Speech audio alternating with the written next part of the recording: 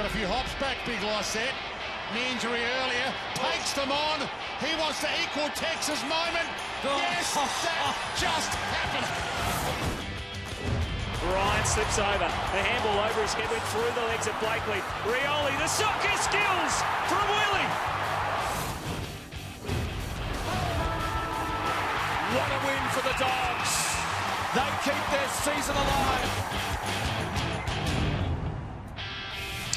Hello, I'm Damien Barrett and welcome to Access All Areas, brought to you by Virgin Australia. The top two teams were toppled, and as I welcome Matthew Lloyd and Jimmy Bartel, I ask you, is there a new premiership favourite? Well, I think we have an equal premiership favourite in my eyes. I still have the Cats as the premiership favourite, but the West Coast Eagles are certainly coming hard. And Lloydie, look, I know Nick Nananui's back in the side, but also Andrew Gaff, not part of the premiership side, playing great footy. The man who's often forgotten about, Shepherd across half-back, just makes him an even better side. And then two kids, Oscar Allen and obviously Jared Cameron, who we'll talk about later on as well. But I think they're a healthy list at the moment, the West Coast Eagles. They were embarrassed by Sydney at the SCG about 3 or 4 weeks ago, and since then they've looked really sharp. And Nat Nui, I don't think there's a more intimidating player in the game. And his highlights on the weekend, Aaron Sandlands must have thought, maybe I should have waited another week to come back, because I think, as I said, he doesn't need a lot of touches, but he's made them a 4-goal better team, in my opinion. Yeah. No one else, I don't think, can make someone a 4-goal better team than what he can. And he's only playing just above 50% of the match, Jimmy. And the fact he's been able to come back in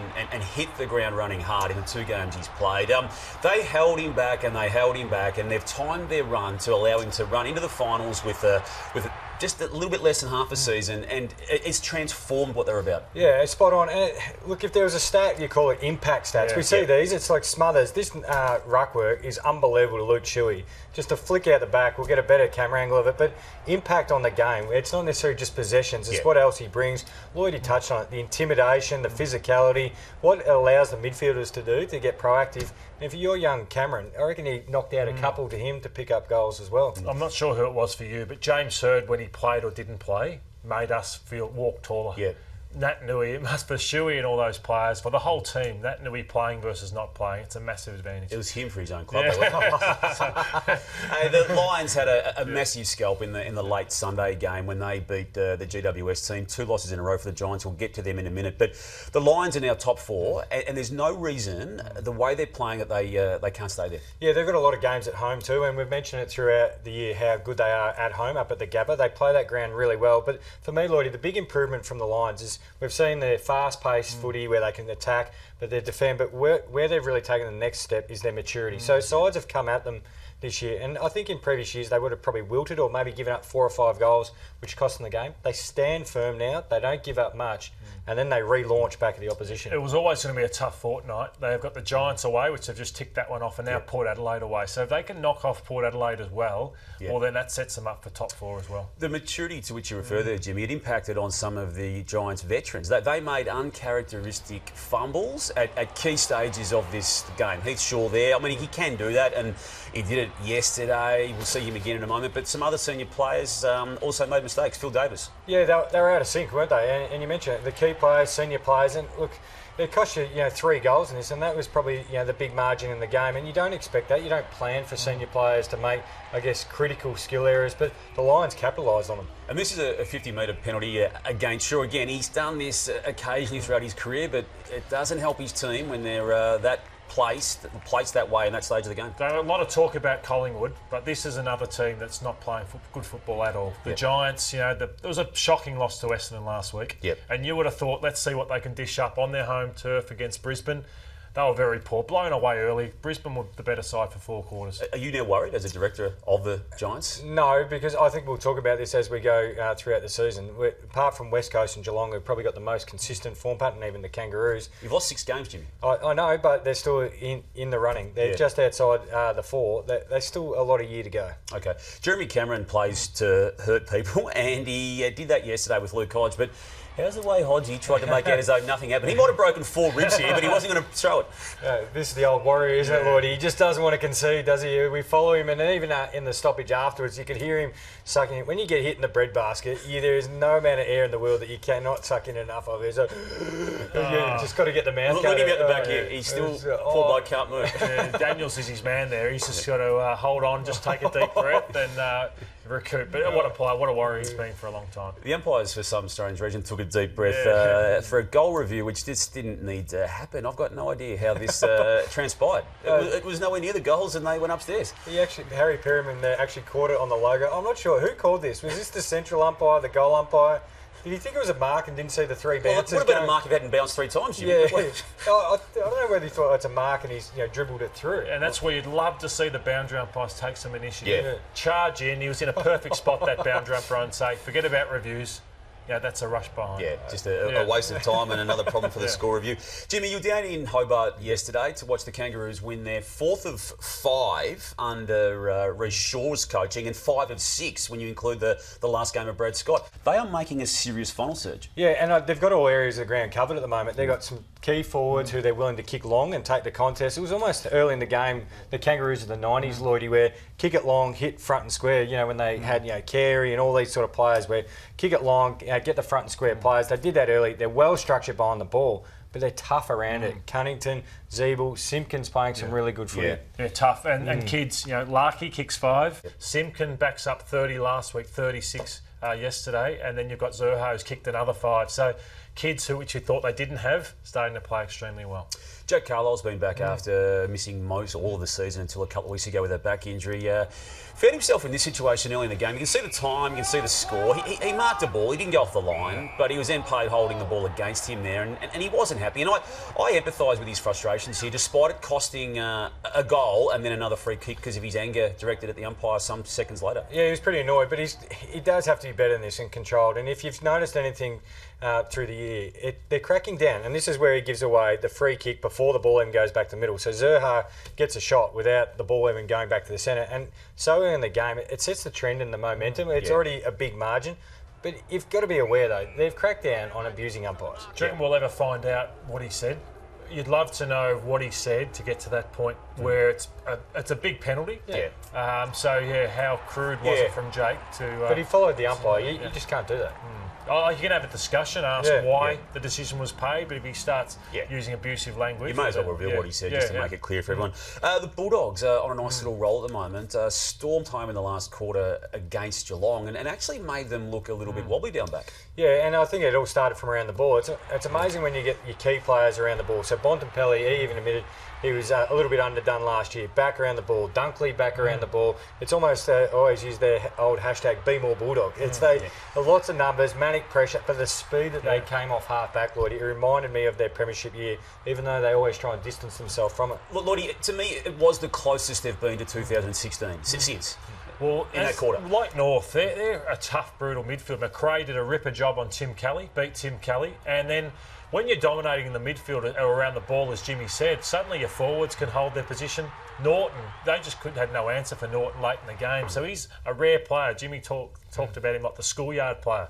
He's the rare one in the comp that can just take hangers and be that dominant player inside 50. The showdown was a fizzer from a contest perspective, but from a Port Adelaide viewpoint, it was just outstanding. Their best is competition best. Is it sustainable? Is it transportable? You hope it is, because when they play this style of footy, it's great to watch, and it's no surprise. It's off the back of Ollie Wines, Robbie Gray, Tom Rockcliffe, and what that does is it takes the pressure off so many young players that they've brought into the side. Look, this is all these highlights. It's the experienced players stepping through traffic, and this is predictable. It looks chaotic, but it's actually really predictable when you play in this style of footy, and that's Ken Hinkley's style of footy. Make your decision on the move. Okay. Be disappointing if they don't play finals. Too much talent not to be in the finals. Too much talent to win one, lose one every single week.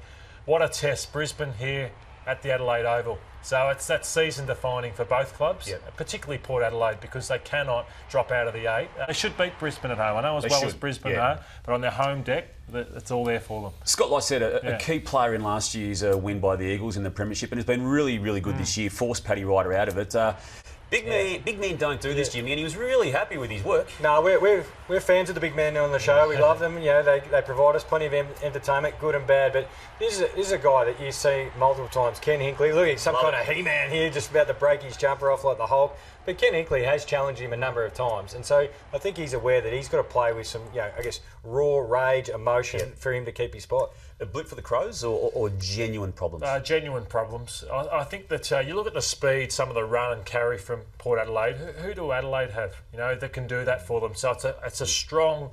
If they're beaten at the coalface, the Crouch brothers, what else have they got after that point? I think it's a dour defence and it's a forward line that needs ball movement coming in because there's no real... Betts is down. Yep. Walker's had an inconsistent year. Jenkins needs the ball coming in thick and fast. So I'm worried about that. You are, yeah. Standard of footy at the MCG yesterday was abysmal early. It was an energising contest in the whole, Jimmy, but early in the game, the mistakes being made and goals being missed by metres, dozens of metres. It looked like they were playing with that old plastic footy that you used to buy from the service station with the real pointy ends. The plastic one. You didn't want to kick it too hard because it'd break your toes. So it looked like they were playing with a different ball. And after quarter time, it did get better. But if you're Tom McDonald and you need a form spike and they kick it to you straight from the kick in, it's sort of your day. And Look, it turned out to be an absolute cracking finish, but early it wasn't one for the archives. And look, the Blues nearly pulled it off again. They're good now at going 5 to 6 goals down and surging back. They didn't get over the line, but there's nothing to be lost from what they're doing. No, positives for Carlton, but Melbourne's injuries hurt them. When you get one man on the bench, obviously it really hurts your rotation. Suns are a massive worry. They're a competition worry. They're an AFL headquarters worry. 92-point loss to Richmond. It just goes from bad to worse. 11 losses in a row now. Well, my worry is that this was the old Suns. I think in the first part of the year, I think we gave them a lot of ticks and credit that you had to actually show up and beat the Suns. But this was like decision-making, just running past the mark, 50 metres, slow. And that's my concern, Lloydie. Look, let's not take anything away from Richmond. That they are an experienced outfit who can smack a side. In this case, no one even manned the mark. So that's, as you said, Jimmy, that's for under 18, under 16 sort of stuff that the Suns are dishing up. And this next one, there's no talk, no confidence, spoiling your own teammate. So that's a talk thing. So, it's really 11 in a row now, Damo. And there will be a significant push now for some form of priority pick, and how that comes, I don't know. But I have no doubt the AFL will give them something, and I think it's actually wrong that they do, because they were given the world. They've ultimately butchered their list composition. That's the only way you can look at it now. They've been around since 2011 in the AFL, and they're as far away today, in fact, further away today than they were at the outset. I agree, Damo. When you're that bad, who wants to go there? So, with no disrespect to these players, Anthony Miles, George Holland-Smith, Jordan Murdoch, they're the players they can get because they can't get a game at other clubs, but no one of note. Another example of a Virgin Australia footy family is the Calton cheer squad, which celebrates the game with friends old and new. We're not about just the game of football and the Calton Football Club. We're about each other, the bond that we have, the passion that we have. Outside of the football walls, it doesn't change for us. We're the same people, we still hang out, we still do the same things. The only thing that we have in common, all of us, is this football club. It's what's brought us together.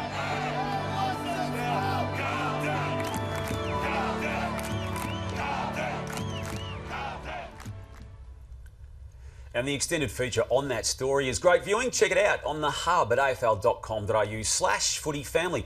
And don't forget, you could have the chance to win a $2,000 travel voucher by telling us how you celebrate with your footy family. Lordy, the Bombers have an issue with their ruck situation. What can they do about it? Oh, nothing much really, unless they decide to take Sean McKernan out of the forward line. Zach Clark, he's a huge concern for mine. Did okay in the hit-outs, but had one possession up until three-quarter time, and Aliir had 7 clearances for the day. So we see a lot of times where Aliir was roving to Zach Clark.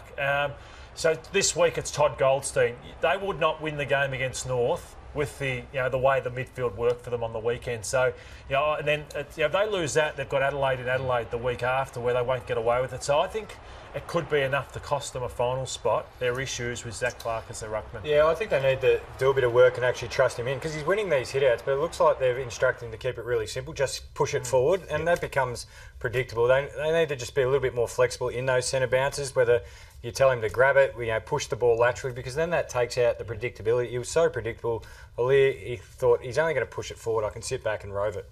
Collingwood is woefully out of form. Fell in against the Bulldogs 3 weeks ago, which has actually made you look better than it was at the time for what it's worth. But bad loss to North Melbourne 2 weeks ago and then were beaten by Hawthorn. They're in a bit of a hole. For me, it comes from their ball movement, Lloydie. They're winning enough of it. You still see the numbers. All their key midfielders are getting a truckload of it. It reminds a bit of Collingwood 2 years ago, backwards, lateral, which then doesn't encourage the forwards to actually spread, because then you're thinking, well, it's not going to come down. So then everything becomes stagnant. So you're waiting for your own teammates to come out and come with you. But I think if they can get back moving the ball forward, play with a little bit more dare, which means less possessions, but it actually brings more into the game. Good point. If they play that way against West Coast on Friday night, it will be a mauling. Will it? Yeah, they have to take... It's a game in a sense, it's a free hit. Take some risks, otherwise the ball will live in the defence of Collingwood. Time now for the Access Big Ask, and this first one is to both of you. Out of the teams who are making a charge for the top 8, whose bandwagon would you rather be on? Essendon, Bulldogs or North? I'm having some shin bone of spirit, please. The Kangaroos. Yeah, North. Essendon got a few too many injuries for mine. Jimmy, to you, will another club pick up Harley Bennell? Maybe not. Maybe not. Lloydie, what are the Saints in greater need of, a ruckman or a star mid? I like Rowan Marshall, so yeah, they need a star mid. One back to you, Damo. What club will Brad Hill play at next year? Complete guessing game at this time of year, but I'm putting Geelong in the mix there, given the Tim Kelly possibilities around trading with the Dockers on that. But a big watch this space on a number of clubs. Jimmy, who is more important to the Lions team, Lachie Neale or Eric Hipwood? Lachie Neale. He's almost an All-Australian conversation for me. To both, I'll give you a scenario. First week of September, Geelong playing the 4th team, which is Richmond, in the qualifying final. Should it be Canadian Park or the MCG? I'm a boy who grew up next to Canadian Park, so I have to go into bat for them. Jimmy, take your advice out of it. It'll be at the G. What if it's the Giants? As far as I know, it'll be at the G, no matter who they play. And to both, is the obsession with who will win the NAB Rising Star Award overblown? No, because I love talking about young talent, so more talk, the better for me. I find too many agendas in this. You got to look at who people barrack for and what state they're from, because there's too much of that. Sydney stack, there's a lot of Richmond supporters pushing for Sydney stack. I tend to agree with you. A couple of funnies, and there's a bit of a fight between the boys as to who wants what. Lordo, you've got this one. Jared Cameron, I love this because he's got some strut. He's had 3 games, but he knows he's good. And he goes to the Fremantle supporters. What about this bloke in the poncho? He wants us to go give the bird, but he can't get his finger out of the poncho. He needs to cut the hole in it so he can get the bird. And then, can we have mine? Tom Barras, congratulations. You're winning by Funny of the Year here. I know you set it up with Jeremy McGovern. Jeremy, you sort of wimped out a little bit. If we look at the ownership of Tom Barras here, look, even a teammate comes to step around, jet up, move. Get away. This is my moment. Well done. You've owned it. You own the funnies too, Jimmy. I like it too. McGovern down the other end. Lordo, Jimmy, thank you. And thanks once again for watching Access All Areas, brought to you by Virgin Australia. Have a good week and we'll see you next Monday. Goodbye.